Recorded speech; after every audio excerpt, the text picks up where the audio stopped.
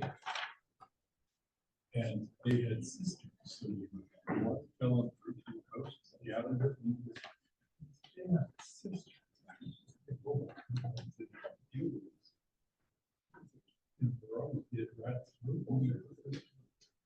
State stuff, and I could probably stand to watch it.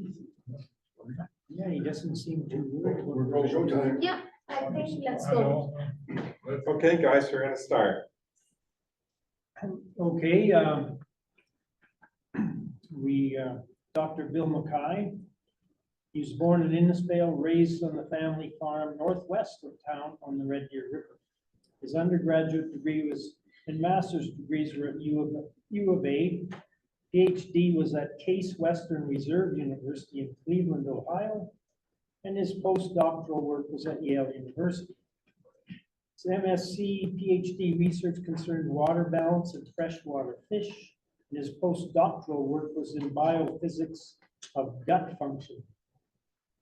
He obtained an academic position at U of A in the Department of Zoology in 1971 and stayed there until his early retirement as Professor Emeritus in 1995. In 1998, my family and I moved back to the family farm where I now live. From 1995 until 2012, I did a variety of work in some voluntary consulting with government agencies, both federal and provincial. Now I'm just going to wing it a little bit.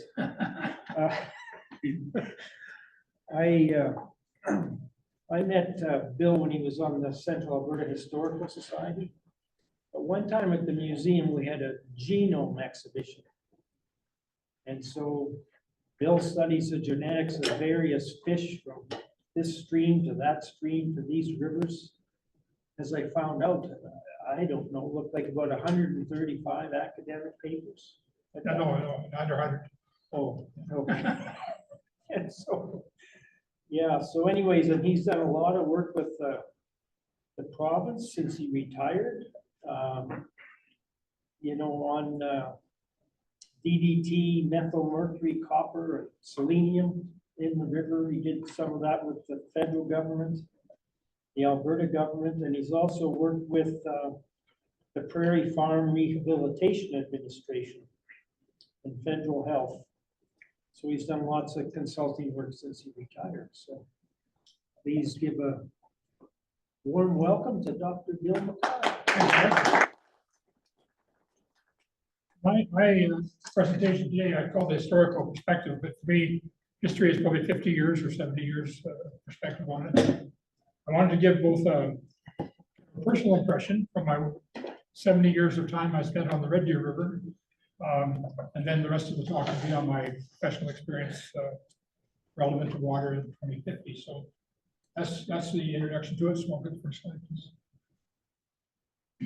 So these are the things I want to speak about. The personal experience first, followed by professional experience, toxicants, committees, collaborations, and then overview of prospectus, and finally, a couple of statements about water 2050 in Alberta. So next, please.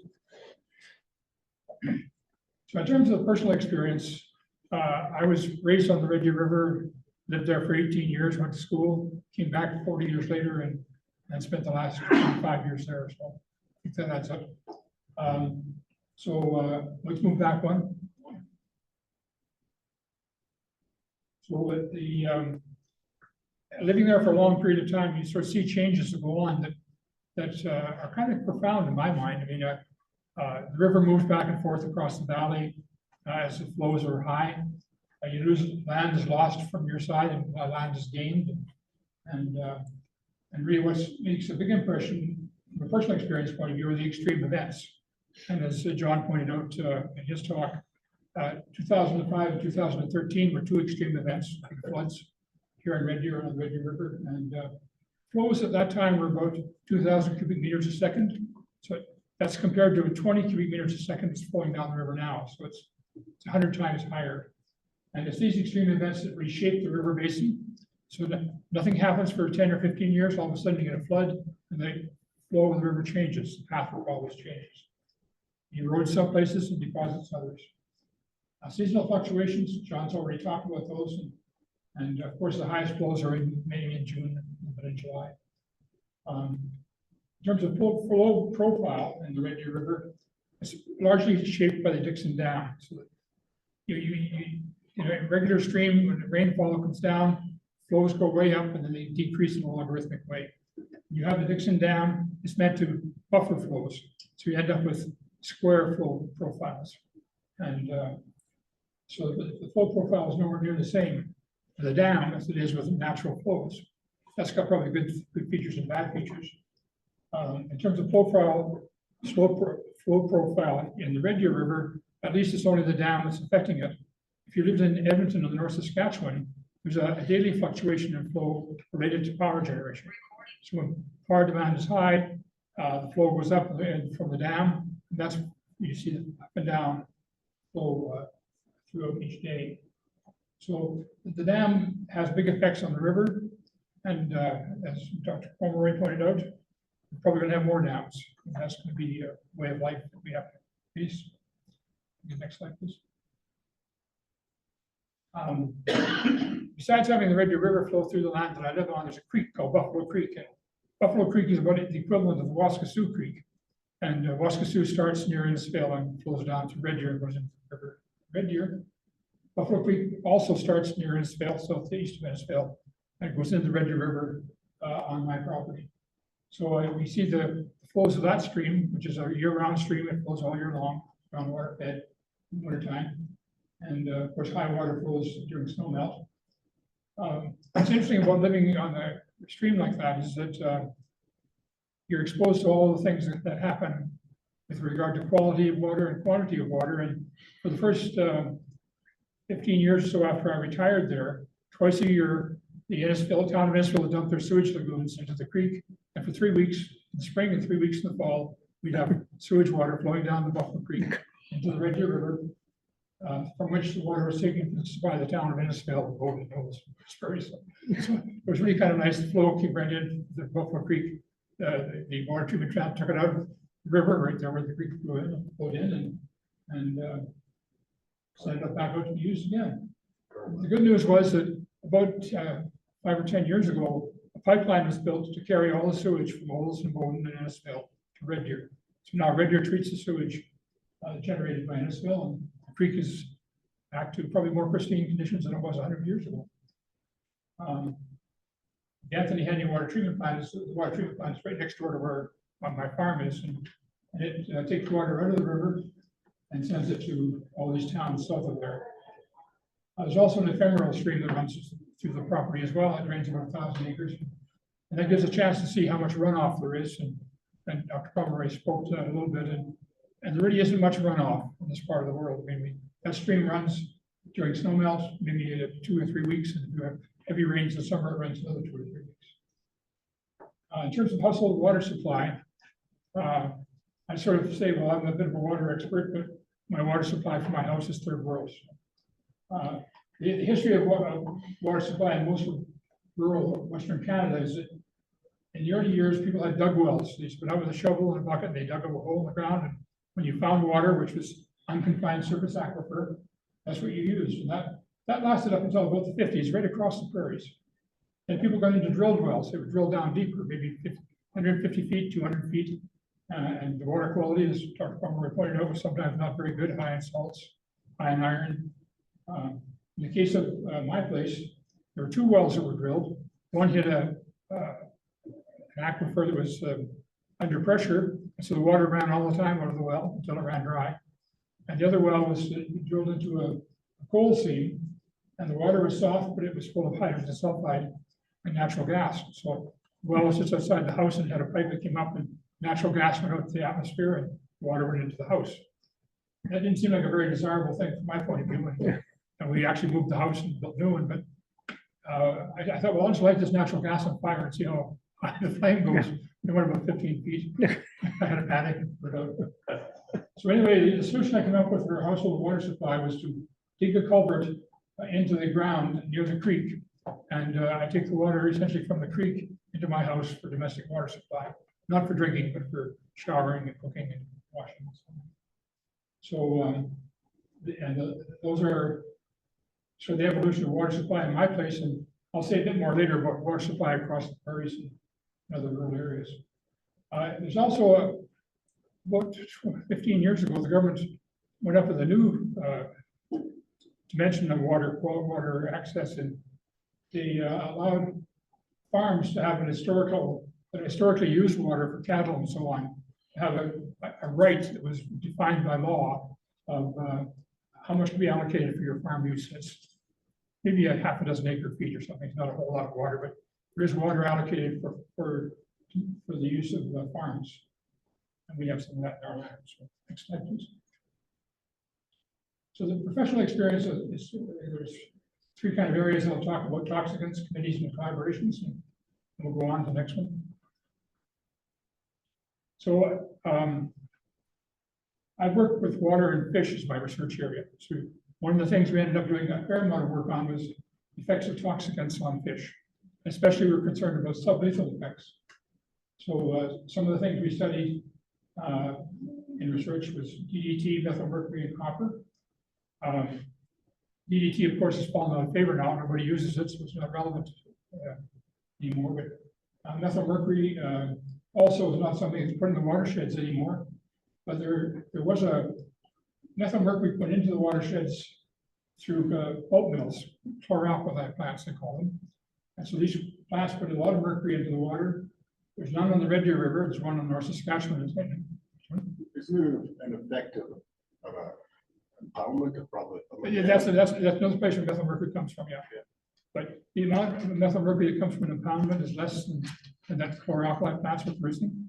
There's a place called Grassy Narrows in Ontario, and you're well aware of environmental issues. The Aboriginal people there use the fish from the river, and that river had a chloralkali plant on it. And it's still a health issue, even though there hasn't been chloralkali plant operating with the mercury release for 50 years. And so the reason for that is that rivers deposit sediment and rivers erode sediment. And so when the chloralkali plant was located on these rivers, the methylmercury went into the water, it was deposited in sediments, and then as a flood occurs, that sediment gets eroded and the chloralkali mercury is released. We also just work on copper and its effects, and copper is not a big issue here, but many parts of the world, copper is important. But I wanted to really get at, and as a consequence of this toxic thing, was talking about a couple of things. And one of them is sublethal effects, and we're looking at sublethal. Usually the lethality is determined by what's called the 96-hour LC50, and that's determining what concentration of the toxicant will kill 50% of the fish in 4 days, which is 96 hours. And it seemed like at about 10% of that value, there was no detectable, we couldn't detect any sublethal effects. So you say it's toxic at say the level of 1, we've got down to the level of 30, of 3, it was 0.3, it would still be, you could still have sublethal effects, but down at around 10% of the LC50, we couldn't see any effects of the compounds we tested on the animals. So often when you look at a news release and they're talking about some compound that's been detected in water, and they'll say, well, we've detected traces of this element in the water.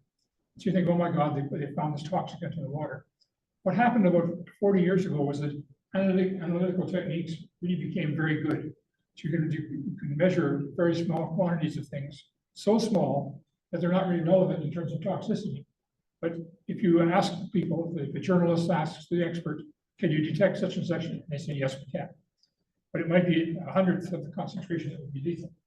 So I always, when I hear those things these days, I think to myself, well, what was the number? And how does it relate to the effects on the animals? And finally, as I said before, sediment trapping and release is an issue, especially with methylmercury and probably with other compounds as well. So, you know, you never think about that. You think, well, the river flows, but when it does, it's always reshaping the bed. It's always depositing and releasing sediment. Next, please. So on committees, what happens is people often look to so-called expertise to sit on these committees, and they call you up and say, well, hey, would you sit on this committee and help me with this or with that? So I was called on for a lot of committees that had to do with fisheries regulations in the various rivers in Alberta. And what's really interesting is we had one committee that was dealing with northern pike. And northern pike is not a fancy fish, but lots of people catch them. We had hearings across Alberta in very small towns where we got opinions from anglers and commercial fishermen and so on. At the same time, we had those hearings. There were hearings about healthcare. And you might think, well, healthcare is a pretty important issue for people, and fisheries is not. Well, we'd go to a fisheries hearing, and there'd be 40 people there and be yelling at one another. And the healthcare hearing, as far as you could have, would have 5 or 10 people, nothing much going on. So the people really cared a lot about fisheries, and they had very strong opinions about what they should do and should not be allowed to do. The big problem with fisheries in Alberta is that we have a certain number of fish and we have too many people. So that, you say, well, we'll do catch and release. Well, catch and release has a mortality associated with it. So even if you say we're going to catch this fish and we're going to put it back in the water, probably 10% of them die. And so, we're having a hard time. So I call that catch and decease. Catch and seize, yeah, well, that's right.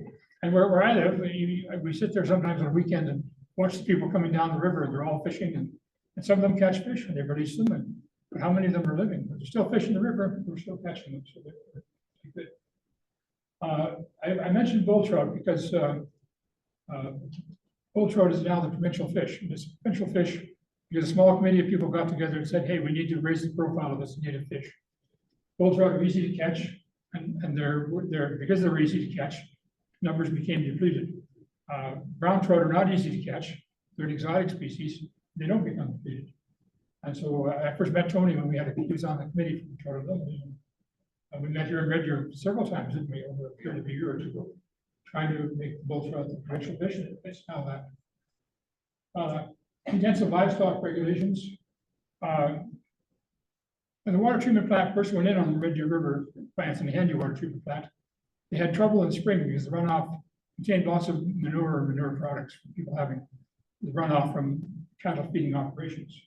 So they did a public relations thing with farmers and really reduced that inflow significantly. It was a big reduction. However, as time went on, people started these feedlots. You'd have 10,000 cattle on a feedlot, and there were no regulations to deal with how to deal with what could happen on the feedlot. So I was involved in committees that had expert opinion and political opinion, socioeconomic considerations is what they called it. And we came up with some regulations that seemed like they were viable. The experts would say, well, we need to have 100 of these things, and the politician would say, well, how about 50?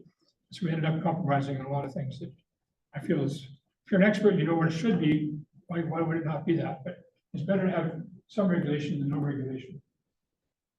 Finally, I'd like to say a little bit about Water for Life. This was a strategy that Warren Taylor started, and I mentioned him because it was really his dream to do this, and he was a Minister of Environment from 2001 to 2004. And was looking at a sustainable strategy for water in Alberta. This was 20 years ago now. And they were looking at short, medium, and long-term water supply issues for Alberta. So this was a big deal at the time. There was an ideas group, and then there was a forum held a year later. I was involved in both the ideas group and the forum. There was a report written in 2003, renewed in 2008, updated in 2011, and then finally the drought response in 2024. And I guess that a number of things that came out of that committee that I thought were rather interesting. One of them was, if we're considering water and its use, we should look at what they call higher and better uses. There's some debate about what's higher and better, I suppose, but that was one of the sort of catchphrases that people used. The other one was, why don't we charge for water? Like say so much a cubic meter. Well, that's not on the books. You can't charge for water. Water's like the air is viewed as a human right. But you can charge for the infrastructure that you use to provide water. So you can charge for sewers and water mains and water treatment and all that kind of thing. One of the things that came out of this, I think this water for life strategy was that people said, well, how are we going to supply the water that we need for economic development and social development in towns and cities? And the answer was pipelines. So now if you look around central Alberta, all of the towns and villages have pipelines that supply the water. North of Red Deer, Lacombe, Panoka, and so on, have water from Red Deer, Silver Lake. Water, people south of Red Deer get water from the Anthony Handy treatment plant, all the way down to Carstairs, I think. So that's the kind of thing that came out of this document, I think, is ways of dealing with water that improve the environment, improve the supply. If you look at every small, I just did a kind of a little search on the internet, and you have some Highway 22 area, 21 area, small towns. Well, there's a pipeline. The pipeline brings water to all these small villages and towns. And that gives them a better quality of water and more economic opportunity. Now, Alberta's drought response, I guess I have a couple of things to say about that. One of them is that I wondered in the spring why we were so concerned about water and why we were doing all these things municipally to deal with how we're going to deal with the water shortage. And really what it amounted to was that there's something called first in time, first in right. So you develop if you get a permit to use water and you did that in 1890, that gives you the first priority. And so if you have a priority for a quarter section of land and you only irrigate so much, you get first choice. If you're a town and you didn't get any water rights until, say, 1980, then you're lower down on the priority list. So the government had to find a way of dealing with, how do we deal with this issue? And they actually started dealing with that issue as a result of Water for Life strategy. And before that, the irrigation was tied to the land. You couldn't sell the water rights, you would have to sell the land with the water rights. The government changed the legislation so you could sell the water rights. So there was a Cross Iron Mills, the little shopping center south of Airdrie, north of Calgary, and it was trying to get its water supply, and Calgary wouldn't supply the water. So what are you going to do? Well, they wanted to get water from Red Deer River, but at that time there wasn't legislation, so the legislation passed. Cross Iron Mills bought water rights, and now they have water. Did that happen? That's my It understanding. did happen, eh? I mean, I don't know that for sure, Rob, but that was my understanding. I was That wondering the happened, other so- day about that. So now you can actually buy water rights, you buy it from the irrigators. And it's not, the government's not involved in that sale. They just made the legislation, you could sell it, but the price of that is up between the buyer and the seller. So we can pay for water now. Sorry? So we pay for Well, water. you pay for the water rights. Not for the buyer. Is there a And difference? so in 2024, what the government of Alberta did is they negotiated with the irrigators. And apparently some of these irrigators had a right to 6 inches of water on their land. And the negotiation brought it down to 4 inches. So that means that they're taking less water out of the reservoirs, less water out of the system. And it really had, in the early 2000s, there was a similar kind of dry air time in southern Alberta. And the towns down there were worried about whether they could get enough water or not. And that time, the irrigators voluntarily said, well, we'll cut back, but you guys have to be sort of careful too. The interesting thing is that the towns that use water take the water in and use it, and they put it back in through the sewage treatment. The irrigators take it out and put it in the land, and it never goes back in again. So, and it's towns and cities, like city of Calgary for sure. I'm sure city of Red Deer as well are net contributors to the river that goes through them, because all the hard surfaces drain the water that falls on them with snow and ice into the river. Plus, a very high percentage of the water that's taken out is flushed back in through the treatment. Yeah. When you look at water uses in Alberta, there's always a municipal component, and it's fairly nowhere near what irrigation is, but it could be 20% or 23%. I always wonder, is that sustainable? Is that consumptive or is that non-consumptive? That's that percentage. Because for the city of Red Deer, for example, it should be 0. Yeah.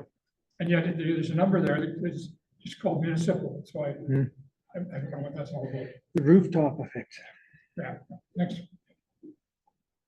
So some collaborations consulting. Well, when I was about ready to retire, I had a student who was doing some work on aerating winter kill lakes that winter kill in the wintertime because there's not enough oxygen in the water. And that got the attention of the Prairie Farm Rehabilitation Administration. And they wanted us to get involved with them and some of their water quality issues. And this is an organization that was started in 1935.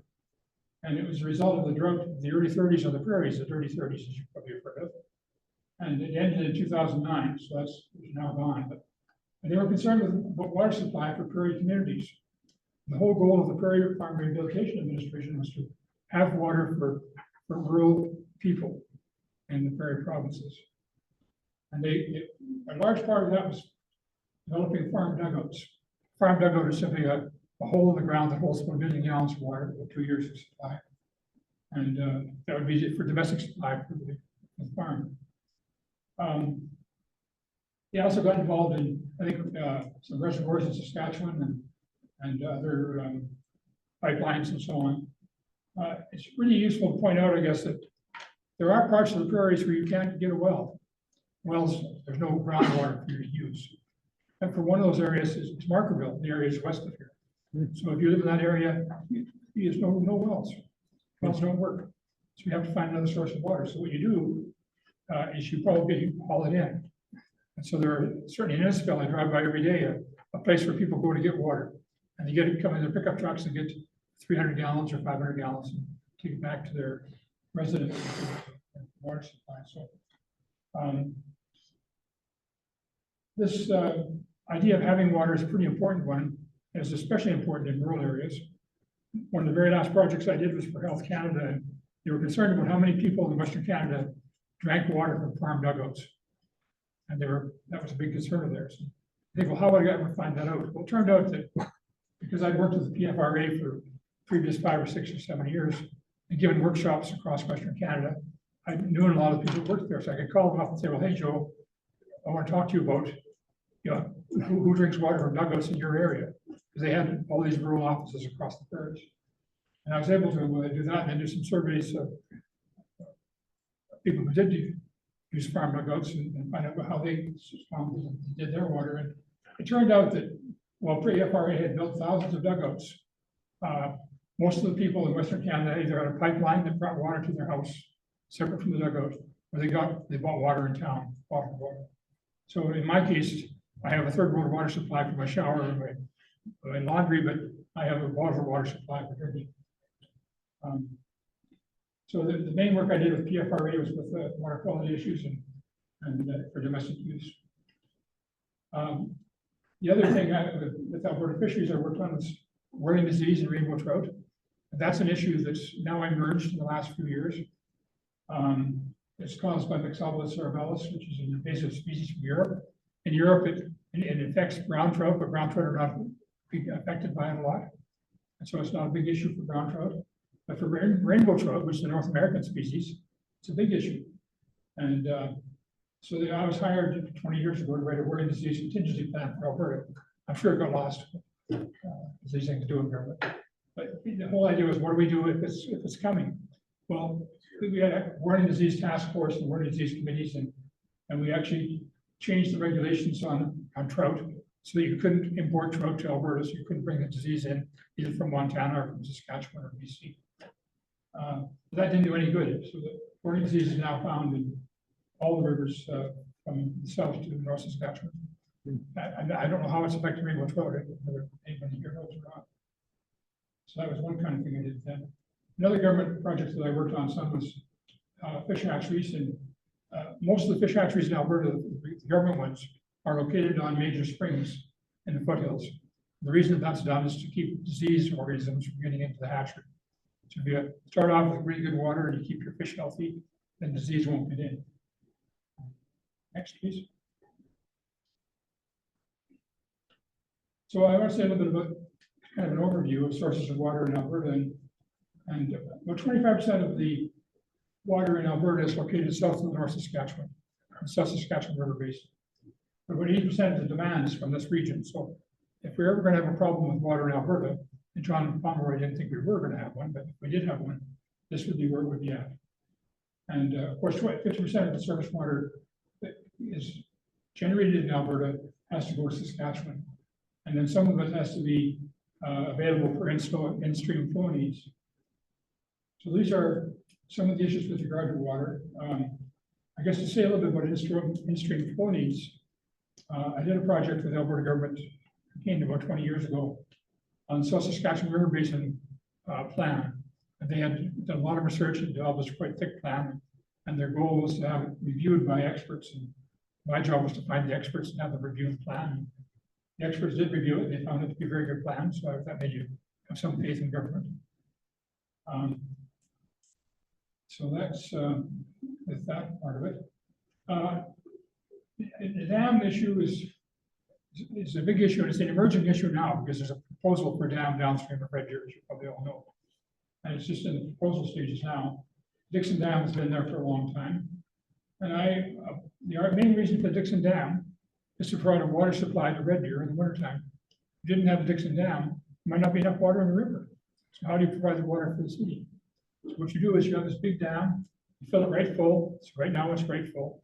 And then over the winter, you drain it down at about 20 cubic meters a second through the winter. And in springtime, it's quite low, and you can take that low level of the dam, and if there's any flood coming along, you can take the peak off the flood by putting it in the reservoir. In 2005 and 2013, they did take the peaks off the flood, but you can only do it for a few days because the flow was really high. And then the flow would be extended out.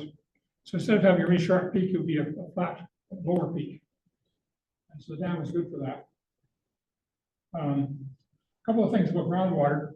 And I thought the Palmer was interesting in saying that there's a lot less confidence in groundwater than there is in surface water. People don't know as much about groundwater, and certainly you can say a couple of things. One of them is there's two kinds of groundwater. One is unconfined surface water. That's water that just percolates in from the rainfall and the snow directly. And then there's confined aquifers, which are aquifers that have geological strata above them that prevent the water from just moving up and down. Now, some of the unconfined aquifers, the confined aquifers, I should say, some of those are fed, as you pointed out, in the foothills. So if you go to the Raven River hatchery, there's a big spring there that's obviously fed somewhere west of the area. But as he pointed out, there are not many springs in the prairie region as far as here. In terms of confined aquifers, he did point out as well, it's usually very old water. It's fossil water. It's not water that's been renewed in the last year or two. It could be thousands of years to take to renew it, or maybe hundreds, millions of years.